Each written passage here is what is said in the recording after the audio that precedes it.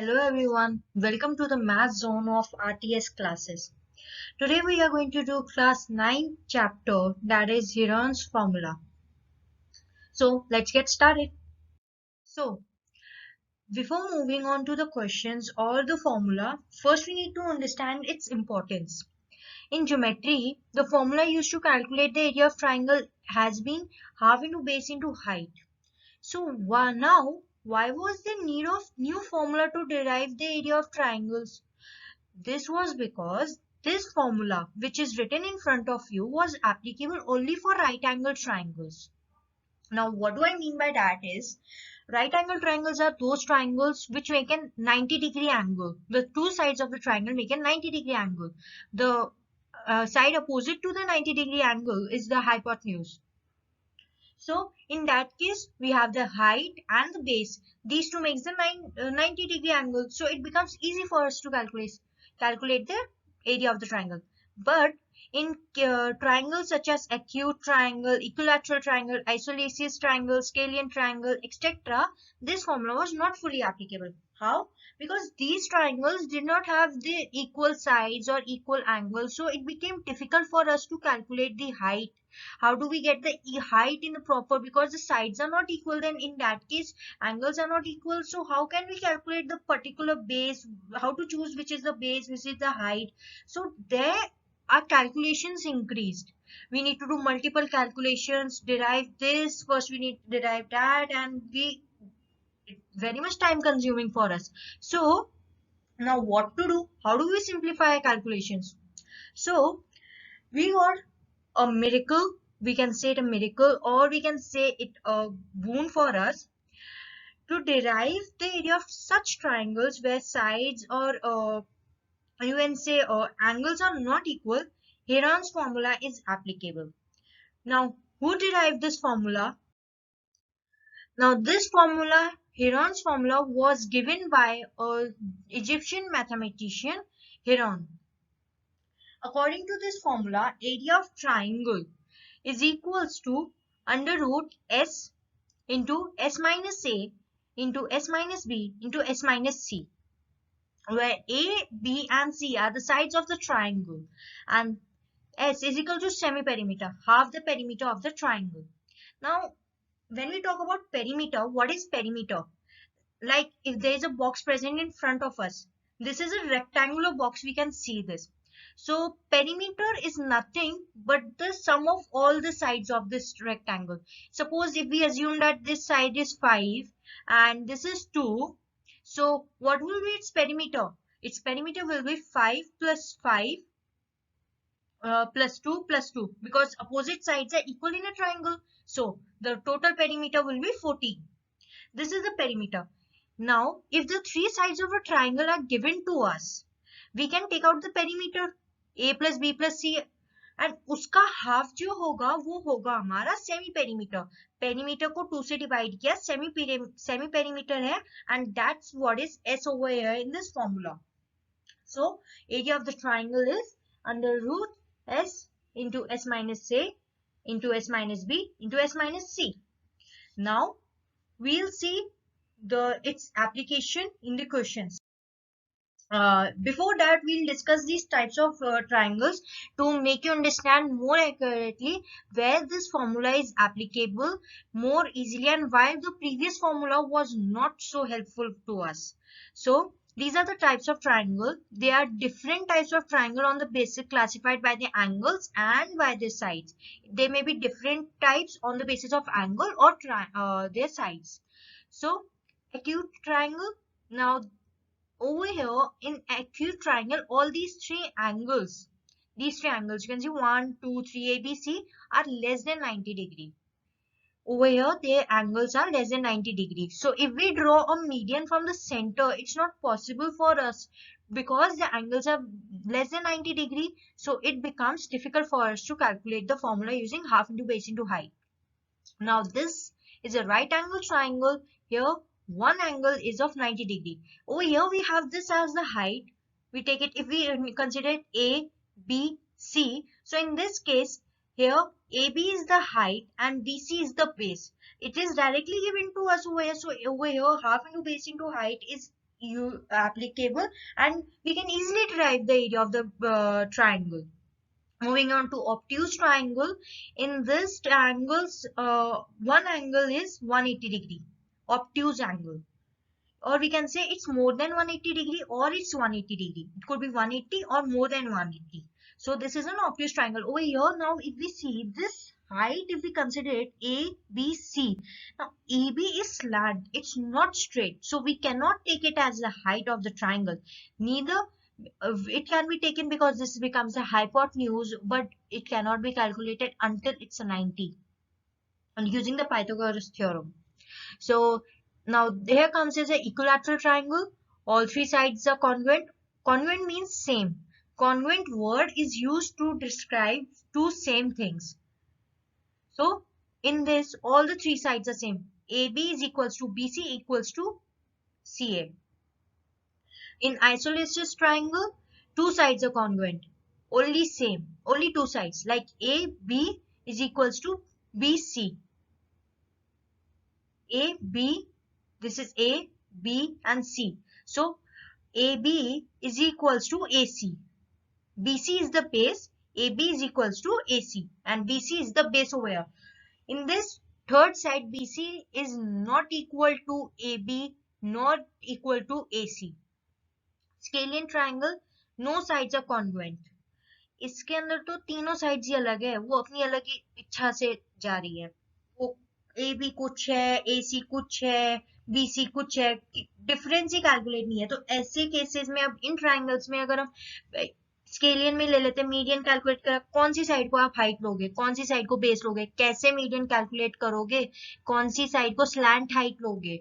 सो इसीलिए हमें Heron's formula की जरूरत पड़ी to derive the area of triangles.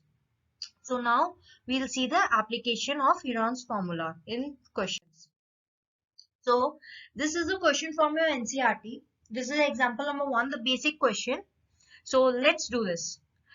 Find the area of a triangle, two sides of which are 8 cm and 11 cm and the perimeter is 32 cm.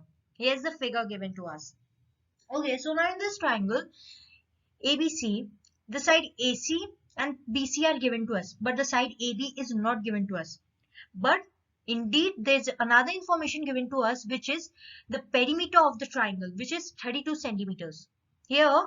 So what we need to do is, taking 32 centimeter perimeter, A is equals to 8 centimeter and B is equals to 11 centimeter. First we'll calculate the third side. How do we calculate? Now A plus B plus C is equals to perimeter. We know now AB plus BC plus AC is equals to perimeter of the triangle. This is they all three together will make the perimeter. So two sides are given. So we'll equate it. It will be C will be 32, the perimeter, minus the sum of these two sides. Okay. AB निकालने के लिए हम perimeter में से इन दोनों का minus कर देंगे, इन दोनों साइड्स का सम को माइनस करेंगे. तो हमें जो वैल्यू मिलेगी 32 minus 8, 19. 8 plus 11 is equals to 19. So 32 minus 19 will be 13. Now we got the third side. We calculate the value of S. Now what is S? हमने किया था semi perimeter. Perimeter divided by 2. Perimeter is given to us 32. Divided, if we divide by 2, it will be S is equals to 16.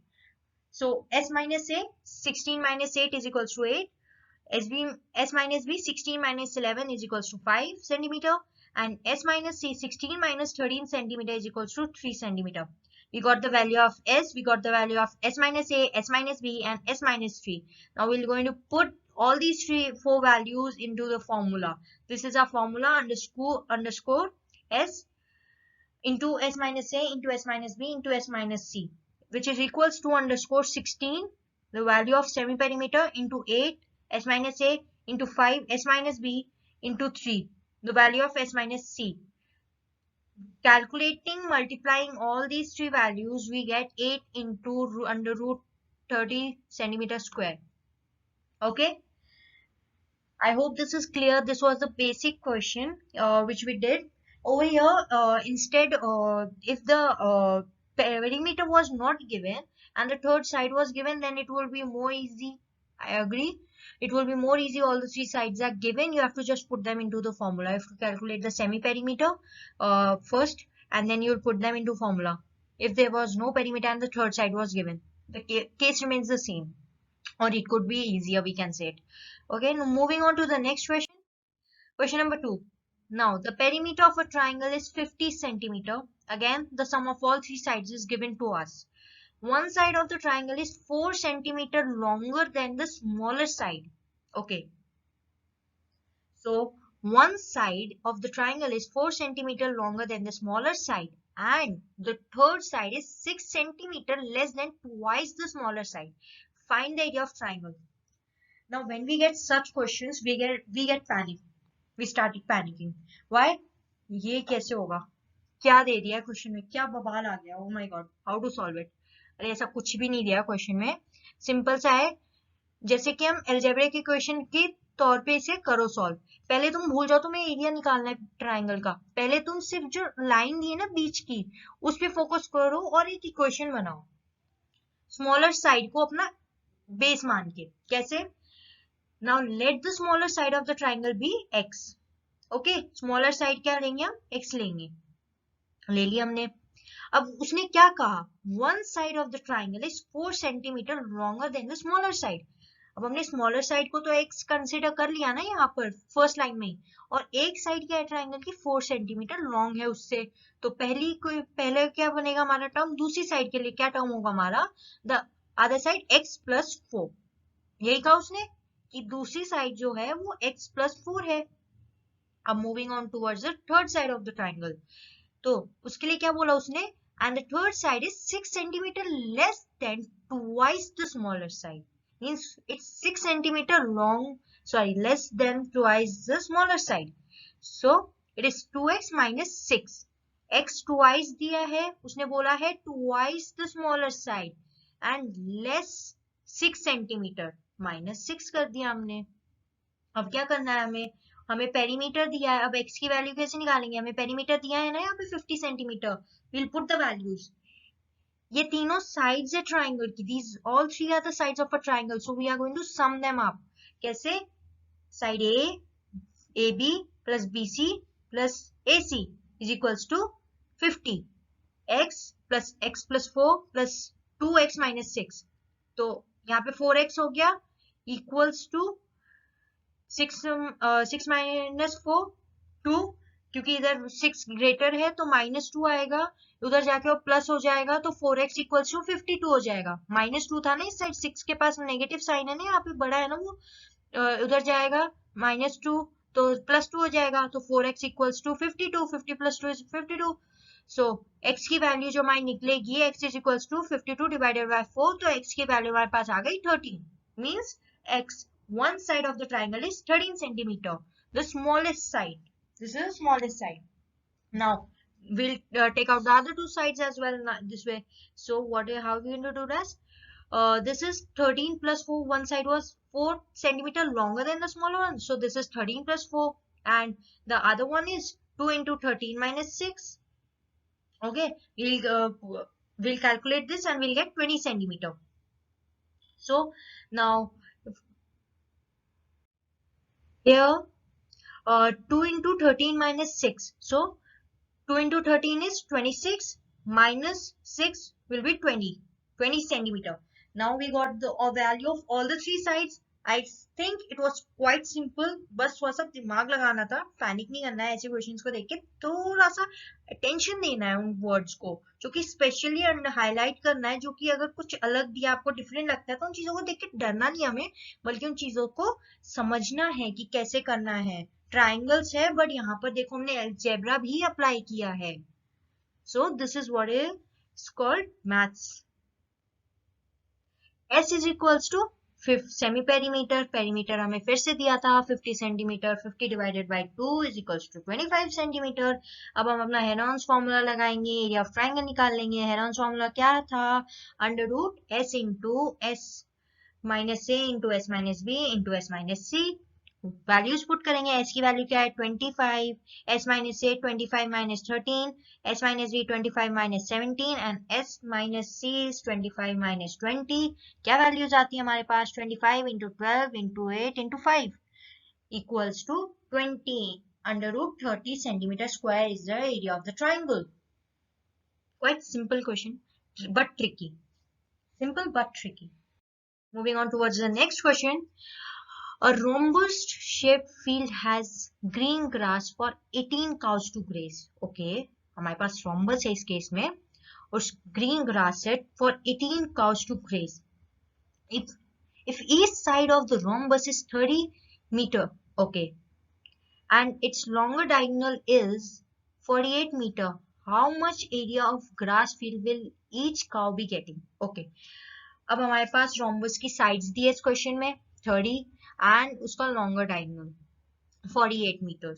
तो हमें क्या calculate करना है, it is how much each cow will get. 18 cows हैं तो उनमें से एक काउ के हिस्से में कितना आ रहा है ग्रेज करने को field. Okay, so will do this now. First of all उसके बारे में, रोम्बस के बारे में एक चीज बता दूं, और रोम्बस की जितनी भी प्रॉपर्टीज होती है ना, they are similar to square but there is a difference between a square and a rhombus. वो क्या है कि जो रोम्बस का जो डायगोनल होता है ना, वो जब अगर रोम्बस को डिवाइड करता है तो जो दो ट्राइंगल्स में डिवाइड करता है दे आर कॉन्ग्रुएंट, इक्वल होते हैं वो दोनों ट्राइंगल्स। वही कॉन्सेप्ट हमें यहाँ पे लगाना है, क्योंकि अगर वो इक्वल नहीं होंगे तो हमें दो ट्राइंगल्स, क्योंकि डायगोनल दिया है हमें, साइज दिए है, हमें अगर इक्वल नहीं होते तो हमें एक डायगोनल की वैल्यू कैलकुलेट करनी पड़ती पहले, उसके बाद उसको प्रोसीड करना होता तो लॉन्ग हो जाता है बहुत ज्यादा। इसीलिए रोम्बस का क्या है, ये चारों साइड्स के साथ ये जो दो ट्राइंगल फॉर्म हुए A D B is equals to A C B, area of triangle A D B is equals to area of triangle A C B. Okay, और we can say area of triangle ABC is equal to triangle of ADC। कोई भी diagonal ले लो आप, कोई भी triangle, but एक diagonal जो दो पार्ट्स में डिवाइड करता है रोम्बस को, वो इक्वल होंगे। बस डायगोनल कोई भी हो सकता है, वो AC हो सकता है, BD हो सकता है, ट्राइंगल्स इक्वल होंगे। प्रॉपर जो है मॉरल वो ये है।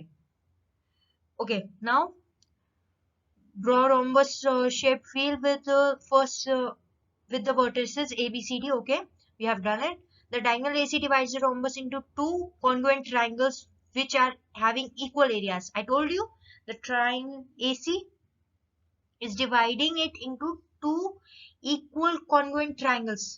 The diagram is given over here. We are doing it. Now consider the triangle BCD. We'll take this triangle BCD. Its semi perimeter is equals to, अब इसके अंदर ये देखो, इस ट्राइंगल में BCD में हम देखेंगे तो हमारे पास वैल्यूज दी है ना तीनों के लिए, तीनों ट्राइंगल मतलब तीनों साइड्स की, दोनों इस ट्राइंगल की तीनों साइड्स की वैल्यू दी है। एक BC क्या है 30 है, CD भी 30 है क्योंकि वो दोनों साइड्स ऑफ रोम्बस है, और डायगोनल वो डिफरेंट है BD बट उसकी वैल्यू में दी है 48। ओके, हम डायरेक्टली यहाँ से सेमी पेरीमीटर निकालेंगे, इन तीनों को सम करेंगे 30 प्लस 48 डिवाइडेड बाय 2। ओके, तो यहाँ से हमारे पास वैल्यू आएगी 54 इसकी। Now using Heron's formula area of triangle BCD निकालेंगे हम।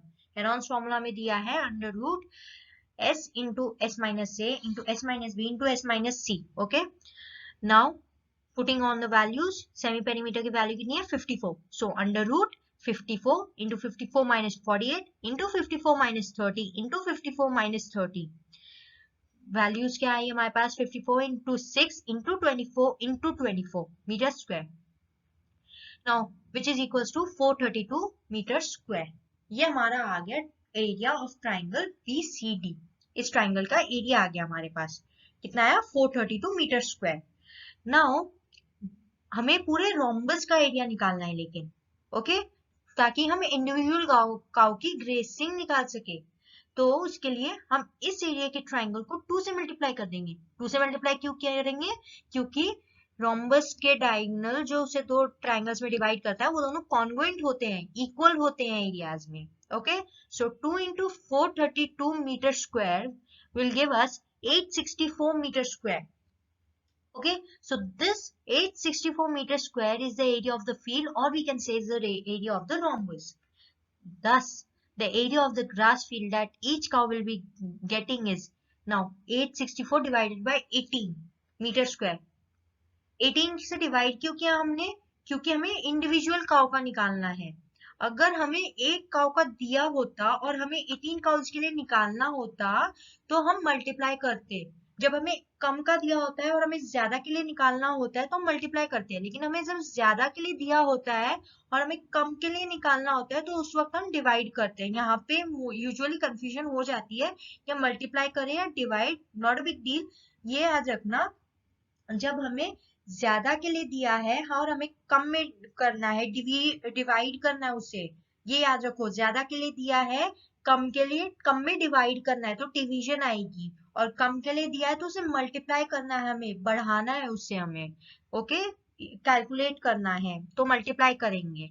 So 864 divided by 18 meter square will be 48 meter square. So each cow will be getting 48 meter square of area to graze in the rhombus shaped field.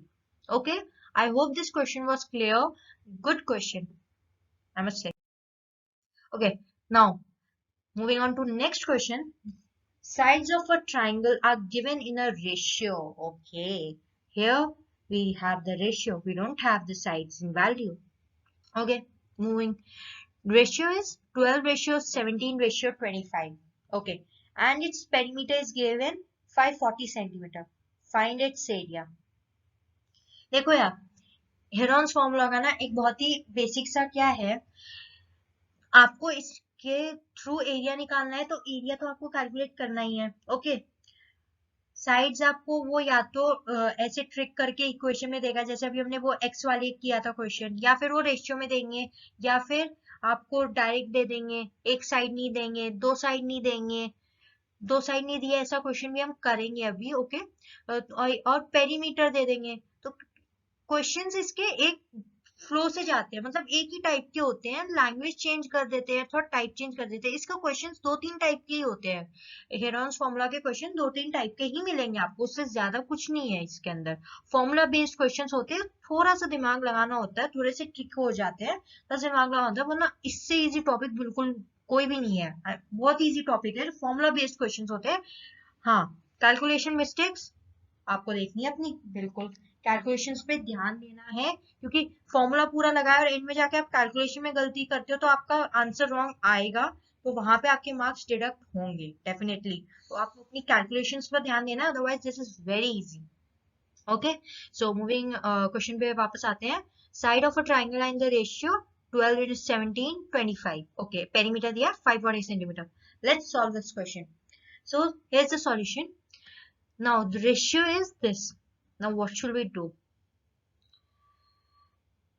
Now we'll again take the case of x. Okay, x, Mr. X. We'll take Mr. X over here into consideration. Now let the common ratio between the sides of the triangle be x. इन तीनों के बीच में कोई similarity हमें दिखाई नहीं दे रही है. हाँ, इससे एक चीज पता चली है कि इसकी साइड्स इक्वल नहीं होंगी, या फिर हो भी सकती हैं, या फिर नहीं होगी नहीं. ओके, नहीं होगी, यूजुअली कह सकते हैं नहीं भी, या फिर एक्स की ऐसी वैल्यू आ जाए इक्वल भी आ जाए. तो इसीलिए इसके अंदर कुछ कहा नहीं जा सकता, सर्टेनिटी बिल्कुल भी नहीं है, हम सर्टेन नहीं है इस केस में. तो क्या किया हमने, कॉमन रेशियो ले लिया. इन टर्म्स को कॉमन करने के लिए हमने एक कॉमन रेशियो लिया. वो कौन था? Mister X, our favourite mister X. We took him into consideration. तो हमारी साइड्स क्या हो गई ट्राइंगल की? अब ट्राइंगल्स की साइड्स हो गई 12x, 17x and 25x. Okay, it is also given the perimeter of the triangle. Perimeter very important part. Perimeter नहीं होता तो ये क्वेश्चन सॉल्व नहीं होता ऐसे बहुत आसानी से. आसानी से क्या होता ही नहीं है. तो फिर से तीन साइड्स दिए, पेरीमीटर दिया है. पेरीमीटर क्या होता है? Sum of all the three sides of the triangle.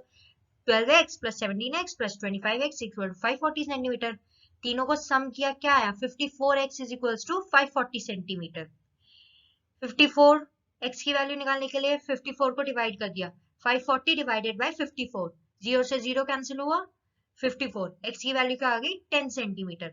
Mister x की वैल्यू मिल गई हमें 10 सेंटीमीटर. अब साइड्स की वैल्यू हम निकाल सकते हैं इससे। Now first side 12 into x थी, तो 12 इंटू 10 क्या आ गई 120 centimetre. Second side 70 into x 170 centimetre. Third side 25 into x 25 into 10 250 centimetre. Okay, now we got the sides of the triangle, perimeter हमें दिया था। अब हम अपना हेरोन्स फॉर्मूला आसानी से अप्लाई कर सकते हैं। so which is semi perimeter of the triangle 540 divided by 2 which is equals to 270 centimeter. Now we'll use our Heron's formula. Area of the triangle is equals to under root s into s minus a into s minus b into s minus c. Putting the values, under root 270 into 270 minus 120 into 270 minus 170, 270 minus 250, which is equal to under root 270 into 150 into 100 into 20 centimeter square, which is equals to 9000 centimeter square is the area of the triangle. Okay, देखो question में at the end आके हमने वही basics लगाए हैं, Heron's formula का वही basic formula लगाया है। स्टार्ट कहाँ इन क्वेश्चंस में ट्रिक देते हैं, कहाँ आपको ट्रिक करने की कोशिश करते हैं, कहाँ फंसाने की, स्टार्टिंग में आपके कहाँ खेल होता है, साइड्स के साथ खेल होता है, पेरीमीटर साइड्स को उनको घुमा फिरा के दिया है। ट्रिक बस आपको यहीं पे लगानी है, आपको क्लैरिफाई करना है कि प्रोसीड कैसे करना है। तो बस एक बार आप ये समझ जाओ ना क्वेश्चन को करने का तरीका, उसके बाद बहुत इजी है। और ये सिर्फ हेरॉन्स फॉर्मूला के लिए नहीं बता रही मैं आपको, क्वेश्चन कोई भी हो, किसी भी चैप्टर का हो, एक बेसिक कॉन्सेप्ट आपका क्लियर हो और दूसरा आप क्वेश्चन को करने की स्ट्रैटेजी समझ जाओ ना, तो it's just on your tips, finger tips. Okay, and mister X तो है ही, is always there to help us. Okay, moving on to next question. The sides of a triangle are 35 centimeter, 54 centimeter and 61 centimeter respectively. Wow, इसके अंदर तो हमें तीनों sides दी है triangle की, तो कहीं कुछ ट्रिक तो नहीं है, पता करते हैं। Find the length of its longest altitude. Okay, तो इस बार इन्होंने क्वेश्चन घुमा दिया। देखा, साइड तो दिया हमें ट्राइंगल की, बट लेकिन एरिया नहीं पूछा इस बार इन्होंने। एरिया में कैलकुलेट करना है, लेकिन एरिया के बाद हमें कुछ और भी निकालना है। क्या? उसका लॉन्गेस्ट एल्टीट्यूड ट्राइंगल का। ओके, तो अभी साइड देख के हमें क्या पता चला है कि ये स्केलियन ट्राइंगल है, तीनों साइड्स इक्वल नहीं है। ओके, तो पहले हमें इसका सेमी पेरीमीटर निकालना पड़ेगा भाई, तो निकालते हैं। Semi perimeter sum of perimeter, मतलब पेरीमीटर क्या है, sum of all the three sides divided by 2, वो सेमी पेरीमीटर आपका। तो 35 plus 54 plus 61 divided by 2 is centimetre is equals to 75 centimetre. ये आपकी सेमी पेरीमीटर की वैल्यू हो गई। तो हम अब एरिया ऑफ ट्राइंगल निकाल देंगे, इससे विल कैलकुलेट। तो 75 into 75 minus 35 into 75 minus 54 into 75 minus 61 centimeter square. What are the values? We got under root 75 into 40 into 21 into 14 into 14 centimeter square. So what's the answer? What's the area of the triangle? It's 420 into under root 5 centimeter square. Okay, 420 under root 5 centimeter square. We got the area of the triangle, but this is not what is asked. What do we need to find out? Its longest altitude we need to find out. So now what are we going to do over here? Now over here comes in use the old formula for calculating the area of triangles. What was that? Half into base into height. We remember this formula, first and the basic formula. इसी से शुरुआत हुई थी, Heron's formula तो अब आया है। Okay, उससे क्या निकालते हैं हम? ट्राइंगल का एरिया निकालते हैं। ओके, और इस हेरॉन्स फॉर्मूला से भी ट्राइंगल का एरिया निकालते हैं। तो वी कैन से, अब कोई भी फॉर्मूला लगाओ, एरिया तो सेम आएगा। तो ये जो हमने एरिया निकाला है ना, हम इसको उस फॉर्मूले के साथ इक्वेट करेंगे। Half into base into height. Okay, half into base into height. अब यहाँ पे देखो 54, 61, these are long sides, we can not take them as base, क्योंकि बेस बड़ा वो ऐसा नहीं होगा। तो इसका एक रीजन है 35, तो स्मॉलेस्ट साइड को हम बेस कंसिडर करेंगे। ओके, सो उसको हम बेस कंसिडर करेंगे एंड हम वैल्यूज पुट कर देंगे। Area of half into base into height, height और altitude means the same. Okay, so is equals to area of the triangle. Area of the triangle हमने Heron's formula के through calculate कर लिया है, 42 under root 5 centimetre square equals to half into 35 into altitude. Okay, अब क्या होगा, यहाँ पे ये जो 2 है डिनोमिनेटर में, ये उधर जाके मल्टीप्लाई हो जाएगा 420 इंटू 2 इंटू अंडर रूट 5, और 35 डिवीजन में आ जाएगा यहाँ पर. So what will is equals to altitude. तो जो एल्टीट्यूड की वैल्यू निकलेगी हम यहाँ से कैलकुलेट करेंगे solving this equation. we'll get the value of our altitude which is equals to 24 under root 5 centimeter. Under root तो ऐसे ही रहेगा क्योंकि और कोई अंडर रूट में 5 नहीं है, स्क्वायर करने के लिए. तो जो भी कैलकुलेशन है वो बाहर की साइड ही होगी. So altitude 24 under root 5 centimetre. And this is the solution to the question. देखा, अब इस क्वेश्चन में ऐसा नहीं है कि इस चैप्टर के क्वेश्चंस में half into base into height formula use नहीं आएगा, आ गया. बट हमें पहले कैलकुलेट करने के लिए जरूरत पड़ी हेरॉन्स फॉर्मूला की, इसीलिए हमारा क्वेश्चन जल्दी सॉल्व हो गया. यहीं पे अगर आपको इस फॉर्मूले से एरिया ऑफ ट्राइंगल निकालना होता तो सोचो आपको कितना टाइम लगता, बाद में सोचना. Okay, now this is the next question we have. Find the area of an isosceles triangle whose perimeter is 11 cm and the base is 5 cm. एक साइड दी है हमें, ओके, एक साइड दी है ना 5 सेंटीमीटर बेस, और पेरीमीटर दिया है 11 centimetre. But हमें बाकी दो साइड्स भी चाहिए इसकी to calculate the area of the triangle. Okay, अब बाकी दो साइड्स कैसे निकालेंगे, उसके लिए हमें यहाँ पे इस वर्ड पे ध्यान देना चाहिए.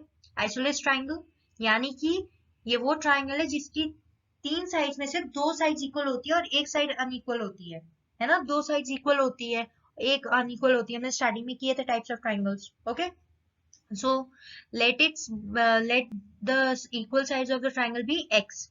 तो क्योंकि दो sides है तो it will become 2x. 2x plus 5 is equals to 11. यही इक्वेशन बनेगी ना, पेरीमीटर में 11 दिया है, एक साइड दिया, तो 2x plus 5 is equals to 11. Plus 5 इस साइड आके -5 हो जाएगा, और x के साथ 2 मल्टीप्लीकेशन में इधर में आके डिवीजन में हो जाएगा. तो x is equals to 11 minus 5 divided by 2 centimeter, which is equals to, we'll get the value over here, 3 centimeter. 11 minus 5 6, 2 3s are 6. Okay, 3 centimetre आ गई आपकी. तो एक दो साइड्स जो है 3 सेंटीमीटर 3 सेंटीमीटर और बेस जो है 5 सेंटीमीटर. ये आपकी पास तीनों साइड्स ट्राइंगल की वैल्यू आ गई. पेरीमीटर आपको दिया है 11 सेंटीमीटर, और सेमी पेरीमीटर क्या हो जाएगा, perimeter divided by 2, 11 divided by 2 is equals to 5.5 centimetre. अब अपना हेरॉन्स फॉर्मूला में हम ये वैल्यूज पुट कर देंगे अपनी. Area of triangle is equals to under root S into S minus A into S minus B into S minus C. तो values put करो. एस की value 5.5 into 5.5 minus 3 into 5.5 minus 3 into 5.5 minus 5 centimetre square. What do we get, under root 5.5 into 2.5 into 2.5 into 0.5 centimeter square, which is equals to 5 under root 11 divided by 4 centimeter square. आगे calculate करने की जरूरत नहीं है, होगा भी तो long calculation जाएगी, जिसको करनी है कर लो, otherwise if you leave it over here it's fine, you will get the marks. कोई वो नहीं है, ये आपका एरिया ऑफ द ट्राइंगल निकल चुका है. Okay, moving on to the next question. The perimeter of an isosceles triangle is 32 centimeter. Means same, two sides are equal, one side is not equal. Three sides में से isosceles triangle है. Now the ratio of the equal side to its base is 3:2. Find the area of the triangle. Okay. The ratio of equal side to its base है, यानी कि हमें equal side का ratio दिया है उसके base के साथ. अब हमें इसका एरिया निकालना है इस क्वेश्चन में. तो according to the question we will move. सबसे क्लियर चीज जो है हमारे सामने हमेशा की तरह एक है, वो है पेरीमीटर. ये हमेशा क्लियर होता है, ये मोस्टली अब तक जितने भी क्वेश्चन किए सब में ये हमें दिया है, इसी की मदद से हम निकालते हैं. ओके, अब एक और चीज दी है, क्या, ratio of equal side to base 3:2.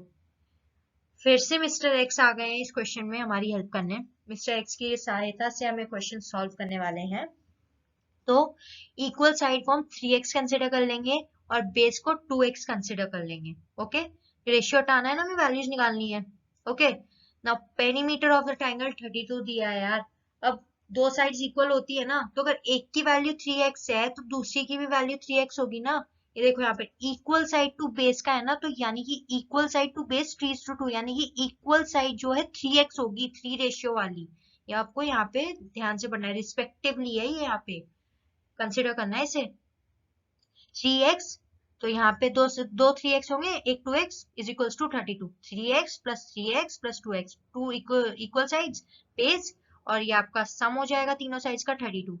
8x is equals to 32, 3 plus 3 6 plus 2 8 is equals to 32, 8x equals to 32, x is equals to 32 divided by 8, 4 8 जा 32, x is equals to 4। अब इक्वल साइड की हम वैल्यू निकाल लेंगे, 3x है दी थी हमें, 3 into 4 कर लेंगे, x की वैल्यू 4 निकली तो 3 इंटू 4 इक्वल टू 12, ऐसी बेस की वैल्यू 2x, 2 इंटू 4, x की वैल्यू 4 है, 2 into 4 equals to 8। The sides of the triangle are 2 centimeter, sorry 12 centimeter, 12 centimeter and 8 centimeter. Okay, let A, B, C, फिर से perimeter semi perimeter निकाल लेंगे।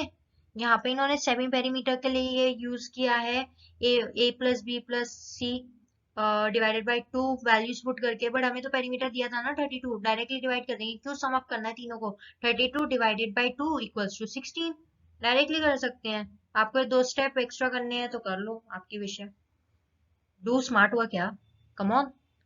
Now will calculate the area of triangle, यहाँ पर smart work करना है calculations में, यहाँ पे डायरेक्ट वो नहीं चलेगा। Under root s into S minus A into S minus B into S minus C, under root 16 into 16 minus 12 into 16 minus 12 into 16 minus 8, 6 under root 16 into 4 into 4 into 8 equals to 32 root 2 centimeter square is the area of the triangle. Okay, so now this was another question, good question. Moving on towards the next question. Okay, moving towards the last question of the class. If the perimeter of a rhombus is 20 centimeter and one of its diagonal is 8 centimeter, find the area of the rhombus. यार rhombus क्या हमने पहले भी discuss किया है, rhombus का क्या है, सारी प्रॉपर्टी सिमिलर होती है स्क्वायर से, ओके। और बस एक प्रॉपर्टी डिफरेंट होती है, वो ये कि जो इसका डायगोनल होता है, जो इसको डिवाइड करता है ना डायगोनल, वो इसको 2 इक्वल ट्राइंगल्स में डिवाइड करता है कॉन्वेंट में, यानी कि उनका एरिया सेम होता है दोनों का, ओके। तो अब हम इसका निकालते हैं एरिया, चलो भाई।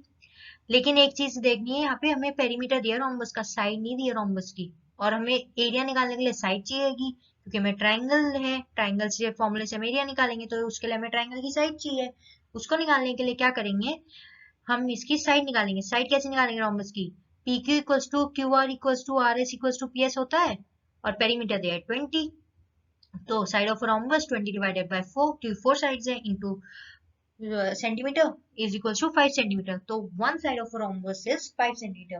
PQ equals to QR equals to RS equals to SP is equals to 5 centimeter.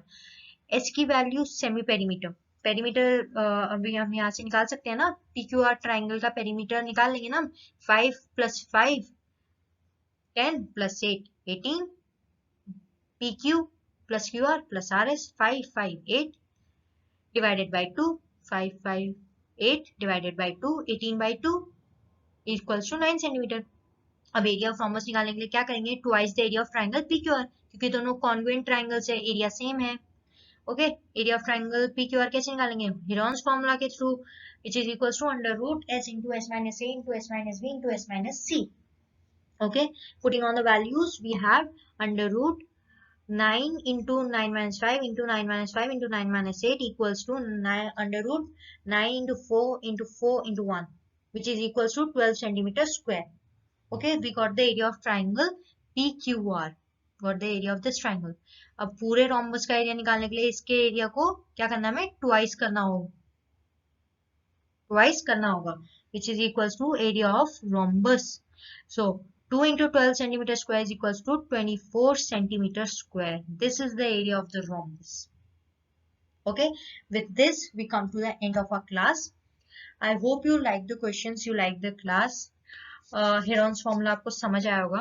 Guys देखो, आपको क्वेश्चंस जो है वो एक बार खुद से भी प्रैक्टिस करनी चाहिए। आई सजेस्ट, जब आप खुद से हैंड रिटन इनको प्रैक्टिस करोगे तो वो आपके माइंड में जाएंगे, आप उन्हें भूलोगे नहीं। यहाँ पर आपने समझा है, अच्छी बात है, एक बार आप खुद से करेंगे तो आपको मोर हेल्पफुल होगा, क्योंकि जो हम खुद करते हैं ना, जो लिखते हैं वो हम कभी नहीं भूलते हैं, जब भी हम लिख लिख के पढ़ाई करते हैं तो वो ज्यादा अच्छा होता है। सो आई suggest that you should practice all these questions, plus NCERT तो है ही आपके पास, NCERT का तो कोई भी क्वेश्चन नहीं छोड़ना है, तो वो क्वेश्चंस भी लगाने हैं, एंड आई होप आपके जो बेसिस है बेसिक है हेरोन्स फॉर्मूला के वो क्लियर हुए हैं। आपको इसकी पीडीएफ भी मिल जाएगी डिस्क्रिप्शन बॉक्स में नोट्स की क्वेश्चंस की। सो नो वरीज, अच्छे से पढ़ाई करो, बेसिस क्लियर रखो, अपने कॉन्सेप्ट समझो और एक स्ट्रैटेजी बनाओ अपने क्वेश्चन की तरफ, कैसे आपको अप्रोच करना है एंड कैलकुलेशंस पे ध्यान देना है, no calculations mistake. Okay, so tata bye bye, this is all for today.